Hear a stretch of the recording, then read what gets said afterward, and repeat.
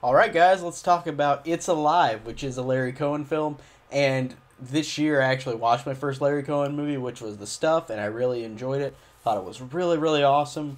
I don't remember when I reviewed that and watched it. I think it was last year, but I really, really liked it, and it still sticks with me. Like, I think it's such a fun, entertaining time. And I was at FYE and found the three-disc DVD set of It's Alive for all three movies.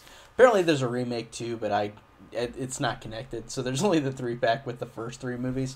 But It's Alive, I wanted to see for a while because of the artwork alone that Scream Factory had on their with their three pack Blu-ray box set, which I don't own, but I will probably get sometime if it's still cheap and in print.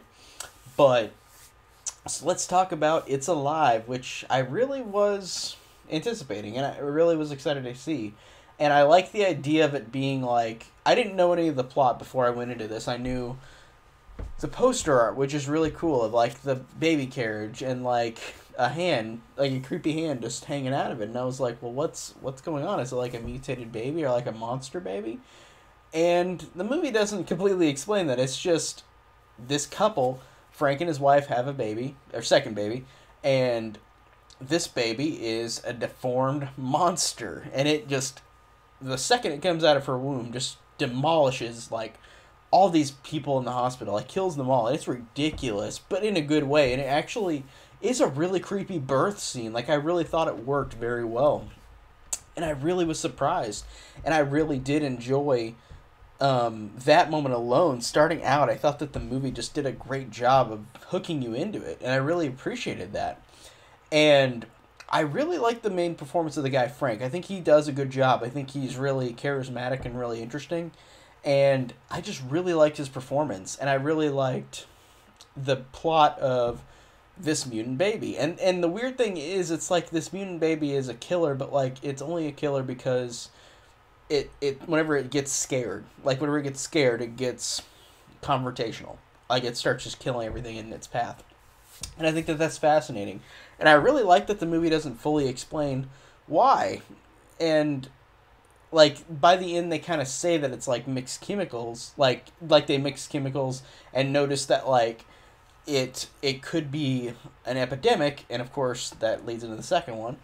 But I really did like that it was just kind of this simple movie. I thought it was really interesting and entertaining, and I liked the lead performance. I liked the gore. The gore was pretty good, and I thought the effects. Rick Baker did the effects for this, and it works really well.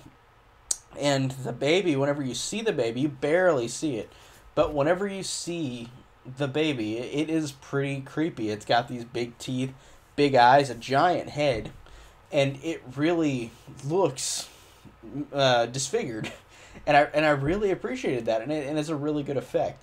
And I can't tell if because it was such a low budget, I feel like they only had a couple shots on purpose, but that's fine with me because it's a good way to establish the mystery of this creature. And seeing this creepy baby thing in the darkness, I think does work. I think it does make it creepy, and it does have a very good effect on me as the viewer, like watching it. Like I think that it really is effective and creepy, and I really just felt like this movie was executed pretty well, especially for a premise that is pretty silly and B movie like, where it's a mutant baby. I think that it has a lot of creepy moments, and I think it is pretty scary, and it works to its benefit being with this kind of movie. And I didn't expect it to be that coming out of watching The Stuff, because The Stuff is a horror movie for the most part, but I find it more goofy and entertaining. And this one was fun, like fun in a way where it's more serious, not really silly. And I expected this one to be more silly, and I'm fine with it not being that. I'm fine with that, but I thought it would have been more goofy. And you would have expected with the premise of a killer mutant baby, it would be creepy, but it actually was pretty effective and actually worked a lot, again to its benefit, like I said. So I really thought that it did well, and came out in 1974.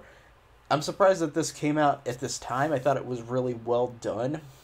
Hard to believe that it came out right after, like, say, The Exorcist, like where like I'm really kind of blind in the 70s horror area, besides the big ones. Like, there's a lot of 70s horror that I have not seen, and I really am glad or happy that I'll delve into eventually.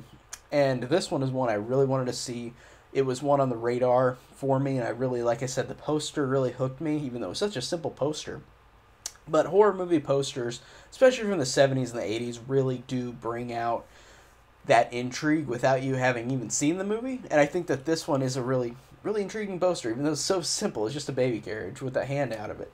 I really thought that was cool. And like I said, the movie just works in a lot of ways. It's a creepy movie.